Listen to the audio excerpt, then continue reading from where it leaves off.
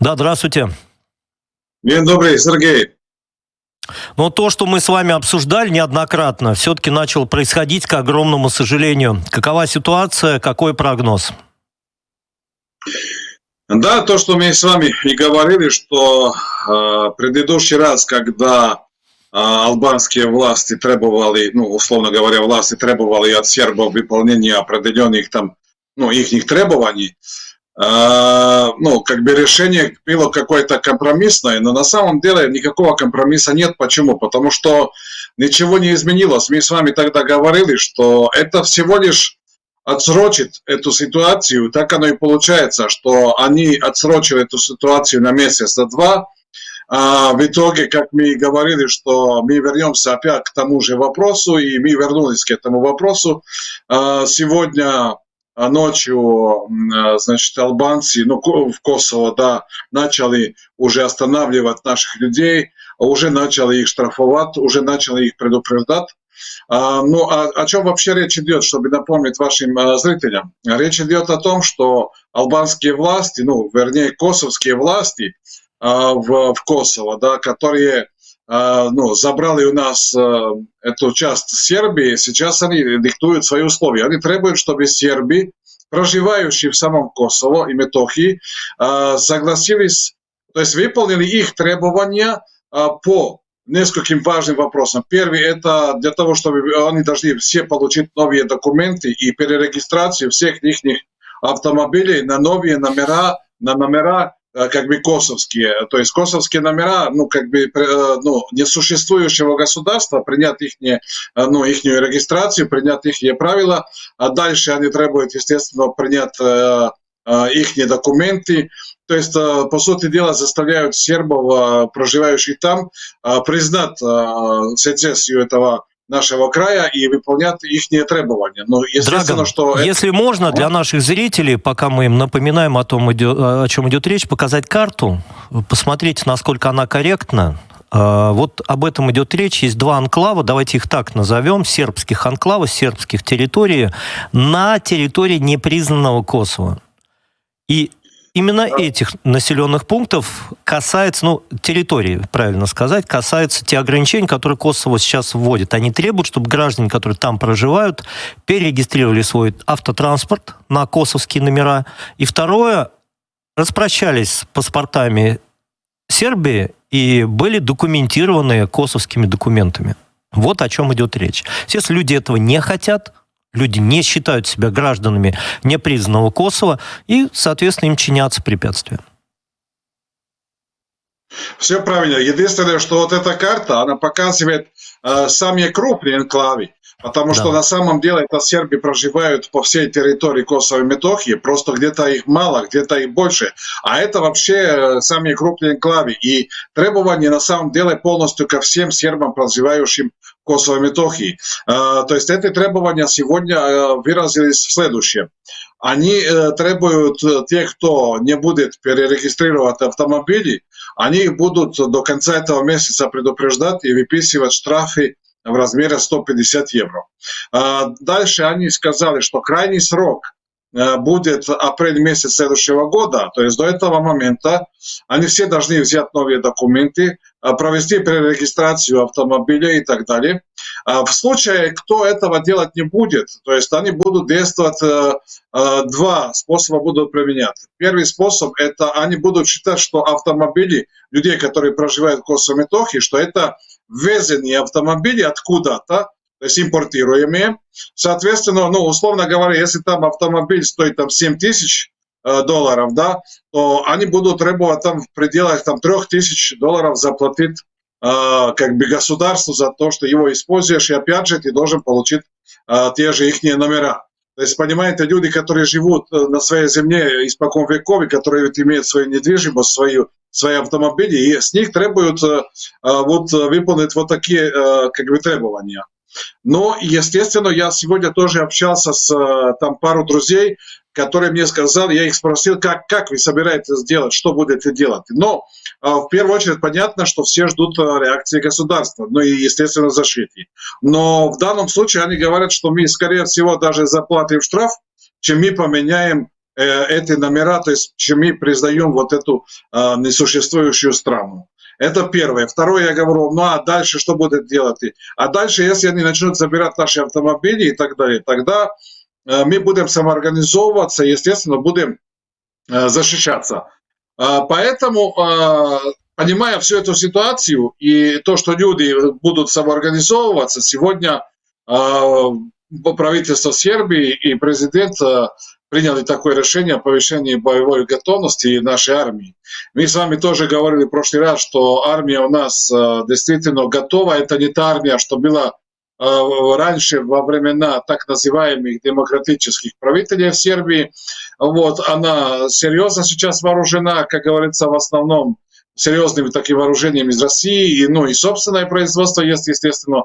Вот, люди, естественно, готовы к тому, чтобы защищать этот народ. Но, я говорю, они сейчас играют, опять же, в такую игру. Даже вот типа американцы там говорят, что они недовольны поступком косовских властей, то есть Куртия, которые якобы не выполнили требования. То есть это как-то маловероятно кажется, знаете, как и, собственно говоря, в Киеве, что они что-то самостоятельно решают. Но если решают, то есть они, получается, даже своих создателей не уважают, потому что якобы американцы требовали отсрочить, но на самом деле что толку? Но опять они отсрочат на несколько месяцев, но проблема не решается. То есть сербам абсолютно никто не предлагает никаких переговоров, никаких компромиссов. То есть все идет речь только о том, когда начнет действовать вот это их как бы правило. Хотя некоторые западные лидеры, то есть многие говорят, что, мол, Курти, он прав, они имеют право в соответствии со своим уставом. Так извините, мы этот устав не признаем. Этот устав не признает большинство стран мира. Даже не все европейские страны признали. Поэтому о каком уставе идет речь? Мы можем рассчитывать и считать только свой устав, то есть устав Сербии, потому что это и есть наша территория, соответственно, с нашим уставом никаких документов они выдавать не могут. А если они начнут, естественно, людей арестовывать, отбирать имущество и так далее, то я считаю, что наша армия и полиция должна адекватно этому отреагировать и, естественно, защитить наш народ на Косово. Но все происходит на фоне осложнения, как мне кажется, внешнеполитической ситуации, потому что не надо быть шпионом, чтобы разгадать вот такую связь. По данным немецкого издания Die Welt, правительство Германии потребовало от Сербии выбрать сотрудничество между Европейским Союзом или Россией. Издание приводит слова одного из чиновников, который сказал, что необходимость принятия решения Сербии становится все более острой в связи с геополитическими событиями. Die Welt отмечает, что решение Сербии заключить соглашение о расширении сотрудничества с Россией разочаровало Берлин. ФРГ считают, что страны-кандидаты в члены ЕС должны поддерживать Евросоюз в санкционном противостоянии с Москвой.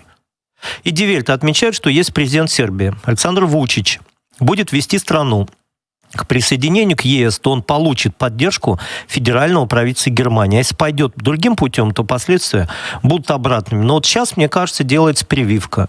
Сербии показывают, куда попадет Сербия в случае, если продолжит вести конструктивный диалог ради выживания с Российской Федерацией.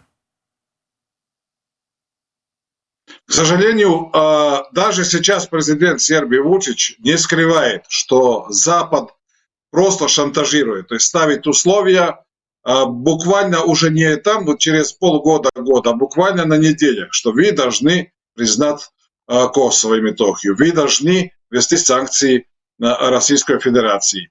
Естественно, что все это взаимоувязывается. И вот мы ожидаем, что вот через 2 дня будет заседание Европейского Союза, где Косово уже подало документы на включение в члены, при том, что там есть один, скажем так, депутат, условно говоря, венгерский, которого сменяют, сейчас у него срок, мандат выходит, соответственно, он мог ставить определенный вето, а так как сейчас Ирландия берет это самое попечительство над Евросоветом, то, получается, они уже обещали, что этот вопрос будет включен в повестку дня. И он уже включен. То есть через 2-3 дня уже будет обсуждаться вопрос о включении значит, Косово в Евросовет, где, естественно, они имеют, конечно же, большинство. Но даже там, по-моему, из 46 членов, там, по-моему, 38 или чуть меньше, это самое признает Косово. То есть даже не все они. Но это как бы один из... То есть это часть реализации части пакета, который они запланировали, который они договорились вместе с Западом, естественно. И что мы тут как бы не сможем ничего повлиять. Они якобы говорят о том, что вот мы их включим, типа, а потом уже будем решать. Но вы понимаете, какой абсурд? То есть сначала нужно было разделить Сербию, создать искусственные какие-то границы, для того, чтобы потом всех включить в это типа Евросоюз, где нет этой границы. Но понятно, что мы прекрасно понимаем, что демократия по-западней – это, собственно говоря, диктатура, потому что на сегодняшний день мы получаем только одни шантажи. И естественно, что давление именно из-за России, именно из-за того, что Россия решает вопросы, как говорится, собственные и в Украине, они считают, что у Сербии слабые как бы, шансы и возможности как-то защититься. Поэтому они давят именно вот в этом моменте. И они будут делать это все жестче. И требования, я думаю, что через 3 дня тоже будет берлинское какое-то заседание, где должен быть тоже это самое президент Сербии. И ему будут там ставить условия, опять же, о введении санкций против России. Но есть одна другая вещь, знаете, вот... Понимаете, у нас начинают считать в политике, что, мол, вот сколько дней не ввели санкции России. То есть, с одной стороны, вроде как понятно, то, что там правительство Сербии там не вводит санкции, но с другой стороны, получается, как будто бы они требуют какую-то благодарность. То есть, несмотря на то, что Россия нас защищает уже десятилетиями, не говоря уже об историческом нашем отношении, где она веками защищает наши интересы, получается, что надо еще какое-то письменное, что ли, благодарность выписать правительству нашему за то, что оно типа столько-то дней не ввело эти санкции. Но эти санкции, они, естественно, противоречат нашим интересам. Несмотря на наши отношения с Россией, если бы даже это не было братские народы там, и государства, то это противоречит просто нашим интересам. Потому что мы понимаем, что нас на международном уровне защищает именно Россия, больше некому, потому что Запад нас разрушает. Нам Россия поставляет энергоресурсы дешевле, чем кому-либо, соответственно, наша экономика может выживать. То, что нам дает морковку из Евросоюза, и вот на днях приехала вот эта фон дер Ляйен, которая, чтобы не обзывать, понятно, кто она такая, и она принесла якобы, вот мы дадим Сербии 150 миллионов евро помощи, энергоресурсам, но зато вы должны как бы это самое не покупать напрямую от России газ и так далее. То есть мы должны покупать, видимо, через них. Но они нам сейчас дали 150 миллионов, а потом мы будем платить 500 миллионов за то, чтобы купить это самое через их так называемые каналы. То есть, понимаете, то есть это полный вот такой... Они просто втягивают Сербию в войну. Притом, знаете, я бы даже не сказал, что это война европейских народов, что европейцы там готовы там, или поддерживают полностью там, эту войну против России. Это вот эти чиновники европейские, которых, собственно говоря, никто не выбирал, они все под одну дудку, они настаивают на том, чтобы... То есть демократия, да? То есть они говорят, что каждый народ, каждый человек должен иметь право выбирать то, что он хочет. Нам они никакого права не дают, они нас шантажируют, откровенно шантажируют. Если вы не сделаете, не введете санкции России, вы получите сами санкции. То есть о каком мы демократическом принципе говорим? Я говорю, вот я часто участвую у нас... самая такая серьезная передача актуальности в Сербии. И вот я там часто выступаю и говорю, что не только я, естественно, что, понимаете, на нас все это, мы уже поняли, что такое демократические принципы. Часто говорит, допустим, президент Сербии, что, мол, они ссылаются на Западе, что Путин часто использует Косово как пример для того, чтобы типа оправдать свои действия. Так подождите, если вы это сделали, если это случилось, то о чем вообще речь идет? То есть, да, давайте мы это самое голову в песок засунем или как? То есть Путин говорит то, что случилось. Он говорит, как этот же западный мир, коллективный Запад взял, уничтожил Сербию, бомбил, забрал у нас Косово и Метохию. Потом он его признал. То есть он первый нарушил все международные права, он нарушил границы. Теперь они говорят, что нужно признать Косово и Метохию со стороны Сербии, чтобы Путин не мог использовать этот аргумент, ну, в качестве собственного аргумента. Вы понимаете, какой это идиотизм? То есть эти люди, они просто, знаете, я не знаю, у меня такое иногда ощущение, как будто бы они разговаривают с детьми, или как будто бы они дети. Я часто говорю, что этим европейским лидерам можно пройти через наши села, от наших селян научить что-нибудь умное, что-нибудь понять, в принципе, в жизни, чем то, что они делают. Потому что, ну, это просто ни логике, ни разуму не поддается то, что они делают. Драган, но я, если позволите, все-таки вернусь еще к реальности политической, самой сербской. Это тоже мы не имеем права с вами обходить.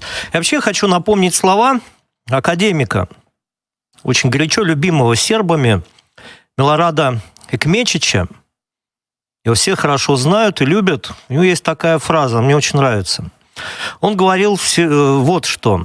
Сербофобия – это всего лишь ответвление русофобии. Никто из тех, кто любил Россию, не ненавидел Сербию. Но именно поэтому все, кто ненавидел Россию, ненавидел и Сербию. Его слова часто приводил Александр Вулин, который был таким вот лидером русской фракции, проводником наших интересов. Новое правительство Сербии, которое является сейчас основным проводником европоцентричных идей в Сербию, ну, назвать даже сербофобским нельзя, потому что это абсолютно европейское правительство.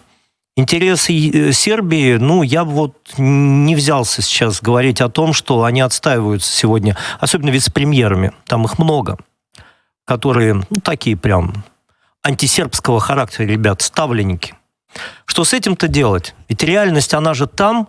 Вы знаете, есть правило, я думаю, вы сами в жизни много раз сталкивались с такой закономерностью. Часто вот меняют начальника, и все говорят, да нет, вот он чуть-чуть побудет, и все равно вот мы же все против. Тот, у кого руль, тот в итоге выигрывает. Они все зачистят. А в их руках сегодня руль управления Сербией. И президент, он один, и это тоже надо понимать. И он находится вот на этой развилке. А вот эту реальность мы с вами, ну, не часто обсуждаем. А это надо обсуждать, потому что реальная ситуация очень сложная для Сербии. Да, но я все-таки скажу вам по-другому. Я все-таки знаю и президента, и, как говорится, не с вчерашнего дня, и знаю, как управляется в Сербии. Естественно, что есть более худший вариант. То есть те предыдущие власти, которая была, она бы уже давно ввела бы санкции. Вот эти, но у нас надо понимать, есть два вида оппозиции. То есть первый – это так называемый демократический, то есть это русофобный и сербофобный, как называется. Ну и второй – это более патриотический, который за полную интеграцию, естественно, с Россией. Ну, естественно, что курс между этими держит Вучич, типа такой нейтральный, он сидит на несколько стульях. Но я вам хочу все-таки открыть мое видение, понимая, как поступает Вучич. Я думаю, что несмотря на то, что он назначил премьер-министра, ну, во-первых, давайте начнем с того, он назначил эту лесбиянку уже второй раз. Понятно, это, с одной стороны, месседж как бы Западу, вот у нас премьер-министр, человек, который вот, ну, ваш человек, да. А с другой стороны, он мог, допустим, поставить Дачича, который сейчас является министром иностранных дел, ну, как бы вторую такую фигуру в Сербии, но он его не поставил. Он не поставил даже своих ближних других людей. Кстати, почему? Вулин где сейчас? Вулин еще не назначен. Он еще не назначен, но по моим информациям он должен стать главой службы безопасности. Если это так будет, значит наш курс как бы правильный. Да? Если этого не будет, то это уже возникают вопросы. Почему? Потому что, я же говорю, он поставил себе удобного премьер-министра. Он достаточно прагматичный человек. И это не касается ни России, ни Запада. Это касается чисто его управления. И чтобы вы понимали, что ни один министр, и в том числе премьер-министр, решения в Сербии не принимают без решения Вучича. Поэтому давайте будем честны.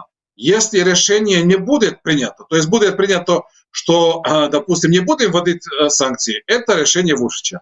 Точно так же, как если он примет решение, чтобы ввести санкции против России, это тоже решение Вучича. Можно ссылаться на кого угодно, но я абсолютно знаю, что он управляет всеми процессами, что ни один министр серьезных таких, знаете, решений без его согласия не принимает. Да, есть одна позитивная, что сейчас в данном правительстве есть несколько русофобов, которых убрали из правительства. Это уже положительный такой момент.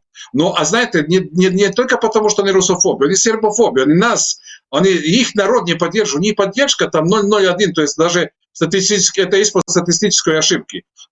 Поэтому он сформировал сейчас правительство, которое, в принципе, мне где-то вселяет надежду, но я хочу вам сказать, что не надо это самое рассчитывать на то, что, как, допустим, в Хорватии, что там премьер-министр делает одно, президент делает другое. Нет, у нас все-таки президент знает, кого ставить, и он имеет действительно рычаги управления, и поэтому решения, которые будут приниматься, они будут все-таки отражать именно его мнение и его желание, а не желание там каких-то отдельных министров. Вчера читал интервью очень интересное. Глава МИД Ивица Дачич рассказывает события 2015 года. Вот его цитата. «Кому президент Сербии Александр Вучич завтра позвонит, когда в Совет Безопасности ООН снова будет внесена резолюция о геноциде в Сребренице? Мы с ним сидели тогда и думали, кому позвонить. И знаете, кто единственный тогда в 2015 году ответил? Это рассказывает Дачич, глава МИД Сербии. Тогда ответил. И ответил единственный человек, это Сергей Лавров. Это как раз было тогда, когда Британия внесла в Организацию Объединенных Наций резолюцию о признании сербского народа народом, виновным в геноциде на территории бывшей Югославии. Ведь попытки они не оставляют. Они по-прежнему пытаются раскачивать эту карту. И Сербия вчера буквально заявила о том, что может полагаться лишь на поддержку России при новых обвинениях в геноциде. Это важно. Да, абсолютно правильно. И не только в этом, то есть благодаря России мы сегодня не являемся геноцидным народом. Вы понимаете, что это значит для наших поколений, да? И знаете, меня просто бесит одно, что есть, и это часто слышим из уст руководителей Сербии, что мы не будем ни прозападный, ни провосточный. Имеется в виду, что мы не будем слушать ни агентуру там, американскую и западную, не российскую. Вы понимаете, то есть существует, я бы сказал, такой фейк о каком-то там влиянии российском внутри Сербии. Понимаете, то есть вот вы навели конкретный пример. Таких примеров очень много. И понятно, что Россия, то есть интересы Сербии, они просто полностью связаны с Россией, но не с Западом, потому что нам Россия ничего из этого никогда плохого не сделала. Если бы не ее, то мы бы были геноцидный народ, уже бы Косово было признано, и Бог знает, что бы еще случилось. По крайней мере, с той Россией, которая после 2000 года. Многие ссылаются сейчас на то, что вот вас Россия, вот эти прозападные микрофоны, или НАТО-микрофоны, я их так называю в Сербии, они говорят, что вот Россия вас продала тогда в 99 году и так далее. То есть, я как свидетель, который понимает, какая Россия была тогда, я им объясняю, что, извините, Россия тогда продала саму себя, не Россия, конечно же, а правители. Поэтому нельзя это сравнивать. И давайте брать с 2000 года до сегодняшнего дня. Сколько Россия для нас сделала. И абсолютно естественным является, что наши интересы совпадают, и что Россия, знаете, еще есть такой нарратив здесь, что Россия имеет интерес. То есть, понимаете, это тоже западный микрофон. То есть, какой интерес Россия имеет? Россия имеет одну компанию тут или еще что-то, то есть, на самом деле, то есть люди не могут понять, что Россия реально защищает интересы Сербии не потому, что есть какие-то конкретные или большие там интересы, а потому что она относится к сербскому народу и сербскому государству с уважением, и она просто любит ее, как любит и народ Сербии и Россию. И поэтому нельзя это перенести просто на какие-то прагматические отношения. И в данном случае получается, что если Россия сейчас, допустим, не будет на нашей стороне, то есть мы ведем санкции, то Косово, когда будет решаться в Объединенных Нациях, то есть некому будет поставить вето. И я тогда спрошу вот этих НАТО-микрофонов и других, хорошо, кто за это ответит? Да им-то по барабану, потому что они специально это делают. Они специально здесь расширяют эти нарративы против России, потому что они именно хотят, чтобы Сербия развалилась и чтобы Сербия потеряла поддержку со стороны Российской Федерации. Но опять же, вы должны иметь в виду, что более 90% сербов, оно против введения санкций, оно, естественно, на стороне России, потому что мы прекрасно понимаем, что с нами делали, кто был в истории единственной страной, которая нас всегда защищала и поддерживала. И народ сербский хочет вернуть этот долг. Не только долг, он сейчас понимает, что Россия борется, то есть мы обсуждаем, что Россия борется, собственно говоря, это борьба добра против зла. Мы знаем, кто представляет зло, и сегодня Россия несет флаг свободы не только для русского народа, а для всех других народов, которые понимают, что эти демократические западные ценности – это не более того, чем шантаж, это не более того, чем уничтожение страны, которая не подчиняется их системе и ихнему желанию. И поэтому я думаю, что роль России сегодня она гораздо более шире, чем ее видят на самом деле многие. Драган, спасибо, и спасибо, что видите эту роль более широкую, чем то, что может показаться на Западе. Спасибо, потому что мы действительно опора сейчас всего самого лучшего на Земле.